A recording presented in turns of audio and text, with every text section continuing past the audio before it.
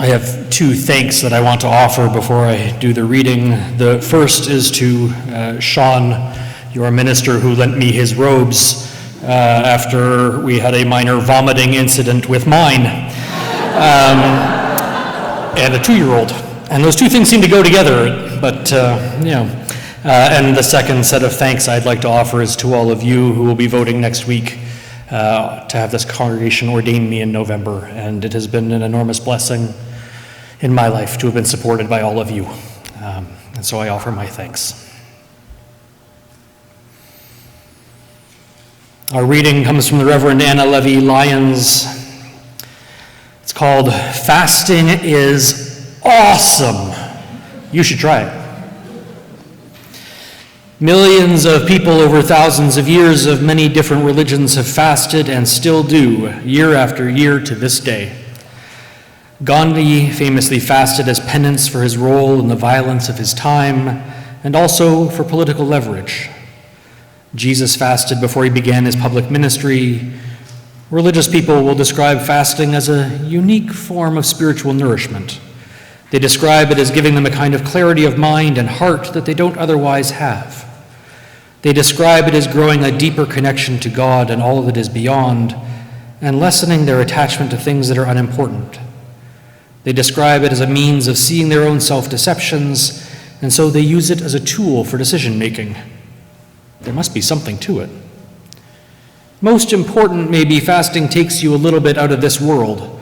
Food is our connection to this life and the material reality that we're in. Eating keeps us in the cycle of wanting and consuming and processing what we've consumed and wanting more. There's nothing wrong with this. For the most part, our job here while we're alive is to participate fully in the physical reality we live in. But there are other planes of existence. Pick your metaphor: higher, deeper, inner, the subtle energies of the spirit. There is no way to really explain in words these other dimensions of reality, but they are awesome. Spiritual practices, including meditation and serious yoga and fasting, are designed to give us a taste of them. Lyons says, I fast every year on Yom Kippur, and I can truthfully say that it is a highlight of my year.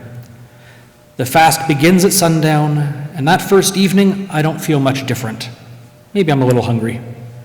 But by mid-morning the next day, I start to feel myself shift into a different state of consciousness. It's like the Velcro that keeps me embedded in this world gets loosened a bit. I begin to drift away, and as I do, everything looks different. The relative sizes and importance of things shift. I realize how tenuous my hold is on this life. It's not a scary thought, it's okay. I remember that I am embraced in a greater reality, one that I call God. It's a little bit like a psychedelic high, not that I would know, she says. I also feel greater clarity around whatever questions I have about my life and my journey. At the end of the 25 hours, my husband and I break the fast together at a vegan restaurant that we love, and it is hands down the best meal of the year. Fasting is awesome. You should try it.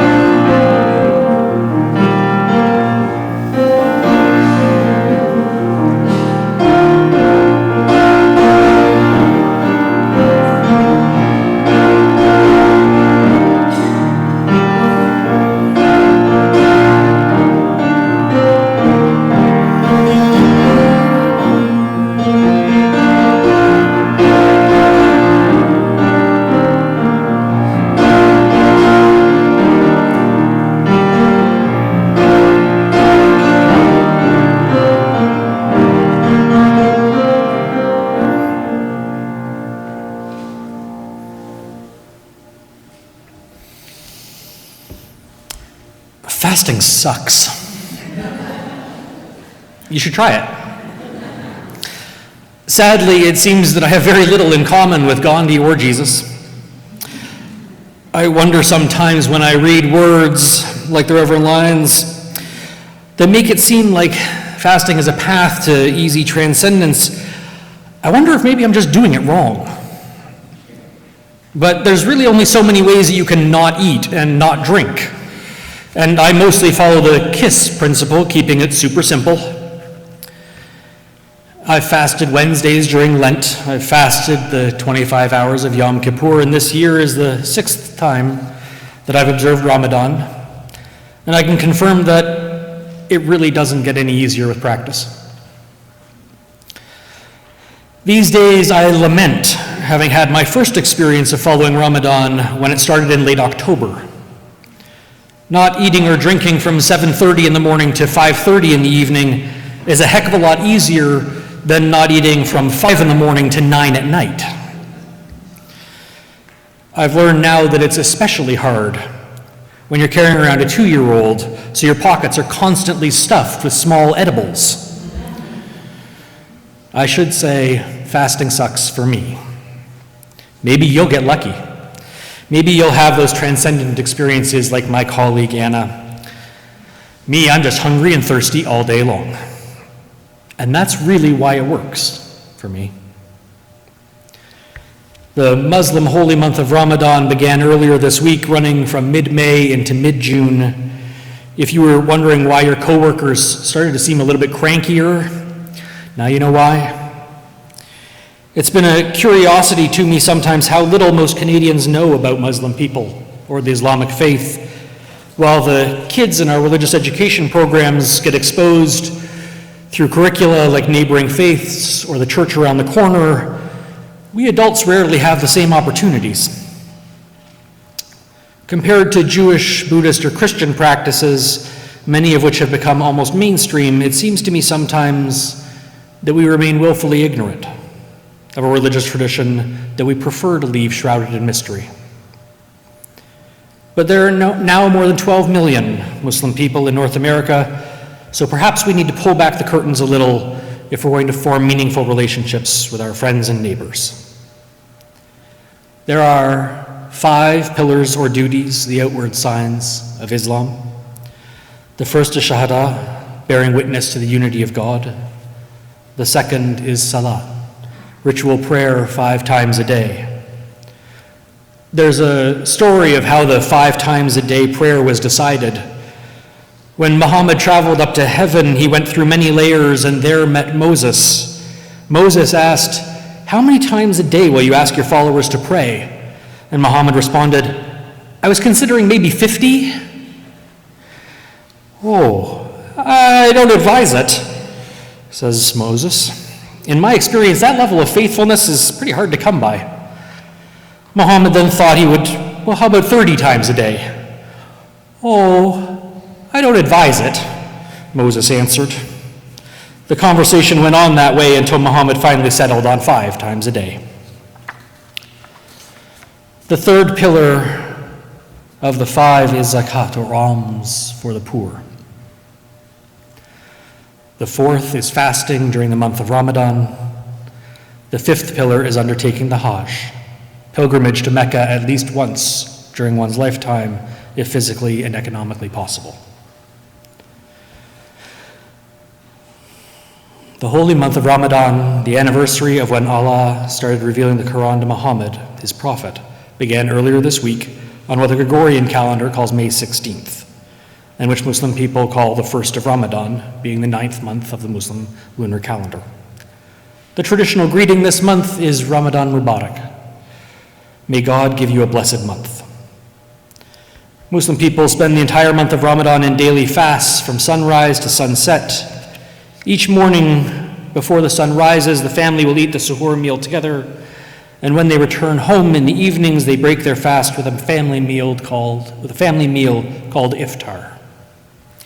They do this for the entire month of Ramadan.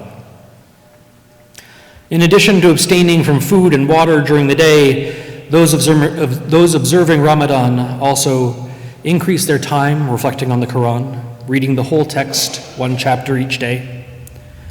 They give more to charity. 1/40 of one's wealth should be given away during Ramadan each year. They refrain from sex and impure thoughts during daylight hours, They strive to repair broken relationships and offer forgiveness. And maybe the one that I know I would struggle with most frequently, they refrain from all sarcasm and gossip. All sarcasm and gossip. There are also exceptions in the requirement of fasting. The very young, the very old, those who are ill or traveling, pregnant, breastfeeding, or menstruating women, all are exempt. Fast days can also be made up at a later time. If you're, say, speaking in public for an extended period, you might need to have some water throughout the day. And tack another day of observance on at the end. Islam, like much of liberal religion, generally acknowledges a relationship between each person and their God. There is no need of an intermediary. Imams are teachers and prayer leaders, not priests. Each person works out their own religious decisions.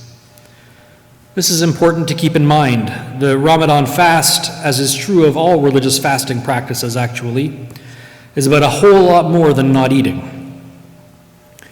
As the Prophet, peace be upon him, said, "The one who does not give up false speech and evil actions, Allah does not need them to refrain from food and drink."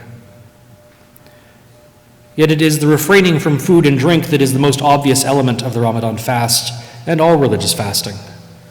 In other words, and these are my words, you're expected to fast unless doing so would be harmful. So participation in Ramadan, except in fundamentalist Muslim cultures, is an individual choice. And as in so many things spiritual, you get out of it what you put into it. As my colleague, the Reverend Lynn Thomas Strauss says, the core lesson of Ramadan is the same as any other spiritual or religious practice. It rests on intention and sincerity. Consider your own life, your own commitments. The value of what you do cannot be divorced from the why of your choices. Consider your own life, your own commitments, for the value of what you do cannot be divorced from the why of your choices. This is true in relationships and in work and in politics as well as religion. Intention matters.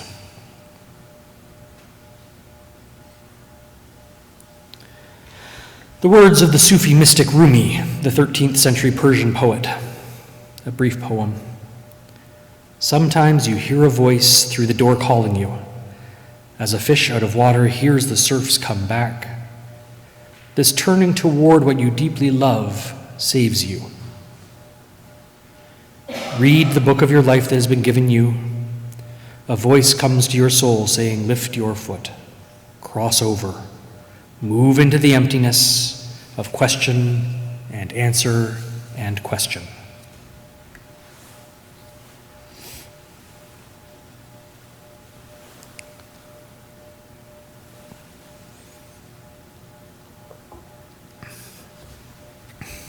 So, fasting sucks, and you should try it. More than anything else, I've found that fasting makes a demand of me that I cannot ignore. It makes me cross over, move into the emptiness of question and answer and question, as Rumi says. In my hunger, when my stomach pangs, I cannot help but reflect on the experience of those who do not have enough to eat. Whether they're here in this room, in this city, in this country, or in this world. My hunger this month is voluntary. For so many in this world, hunger is not. In my thirst, I cannot help but reflect on climate change causing lush lands to go arid, or the people in Flint, Michigan, or Walkerton, Ontario, whose water was made toxic and then ignored. Or the commodification of water bottled throughout Southern Ontario. My thirst is voluntary. For so many in this world, thirst is not. I observe the practice of spiritual deepening of Ramadan in my own way. One year I read the Quran. One year I reflected each day on a principle or source, or theologian James Luther Adams' 5 smooth stones, or Nancy Bowen's response, 5 jagged rocks.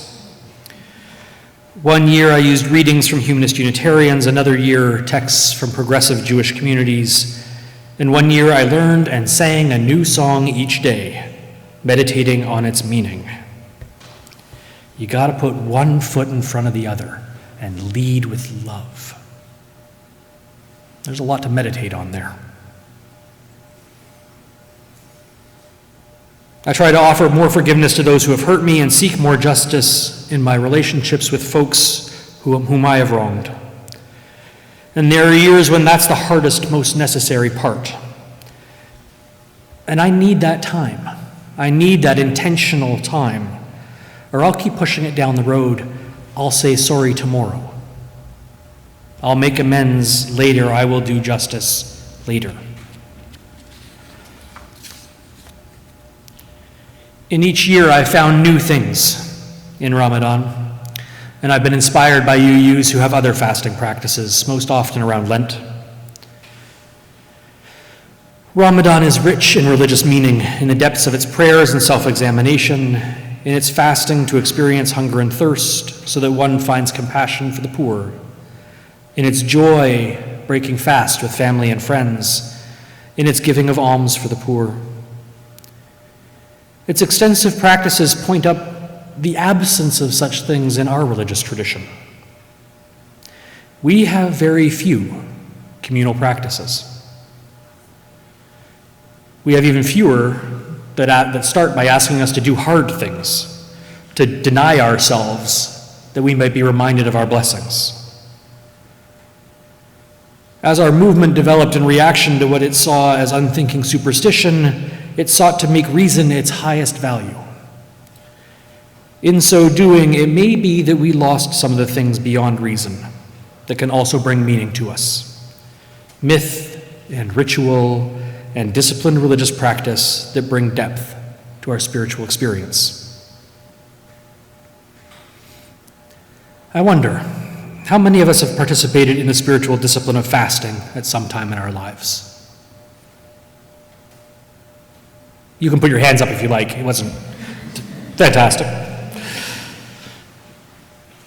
Outward expressions of our inner spiritual lives don't always come easily to us. We're often more comfortable moving directly to action on behalf of others. We tend not to dwell in the mystery, not to seek knowledge of our inner light.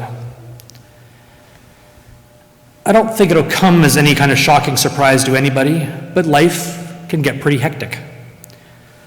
Or for most of us, life is hectic and can get hectic-er. There's so much going on and the pace can be exhausting. We have access to more stimulus of more kinds from more directions with more intensity than perhaps any other time in history.